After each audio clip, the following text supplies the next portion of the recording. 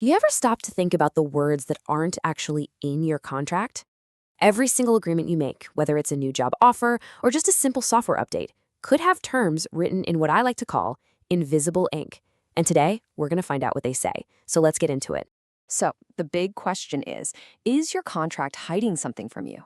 It's a wild thought, right? But it frames this whole thing as a kind of mystery, a puzzle that actually affects every single one of us.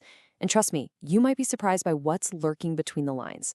Okay, so the main clue to solving this whole mystery is something called an implied contractual term. That's the official legal name for our invisible ink. Basically, it's a rule that isn't written down in black and white, but it is just as real and just as legally binding as if it were. Now, our source material shows there are three main ways these powerful, unwritten terms sneak into an agreement. Think of them as the big clues we're going to follow. Let's start with the first one. So, our first clue? It's all about those unwritten rules of a particular trade or an industry. The stuff that everybody just knows without ever having to spell it out. What's really cool here is how the law basically just acknowledges common sense. I mean, take the phrase a baker's dozen. For centuries, everyone knows that means 13, not 12. So if you're a baker selling a dozen bagels, that custom is so deeply ingrained in the business that the law just assumes it's part of the deal, even if your menu doesn't say so. It's just the way things are done. All right, let's move on to our second clue, which is, well, a lot more official. This isn't about what people usually do. This is about what the official rule book, the law itself, says they absolutely have to do. Yeah, this is where the government steps in. Certain laws, also known as statutes, will automatically drop terms into specific kinds of contracts, mostly to make sure things are fair. For example, say you walk into a hardware store and you ask an employee for a drill bit that can get through concrete.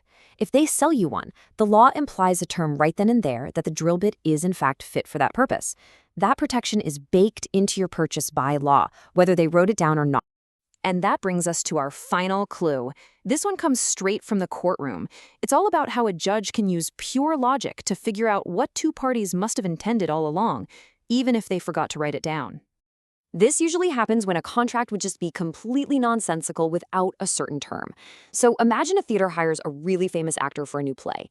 The contract, for some reason, doesn't explicitly say the theater has to actually put on the play. Well, a court would absolutely imply that term. Why? Because the whole deal would be pointless otherwise. For the contract to work at all, the actor needs a play to act in. The court just fills in that obvious logical gap to make the whole thing make sense. Okay, so we've looked at all the evidence. We've got our three big clues. So what's the final answer to the puzzle? How does this invisible ink actually get into our contracts? Is it through custom, the law, or the courts? And the answer is it's not just one of them. It's all three. Yep, each one is a totally valid, legally recognized way for an unwritten rule to become a binding part of your agreement. So let's just recap the solution to our mystery here. An implied term can come from the established customs of an industry, like our baker's dozen. It can be inserted automatically by the law, like your rights when you buy something. Or it can be added by a judge to reflect what the parties obviously intended. So at the end of the day, here's the crucial point. What you sign is almost never the full story.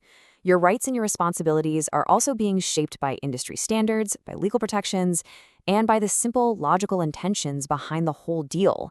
That invisible ink is just as important as the stuff you can actually see.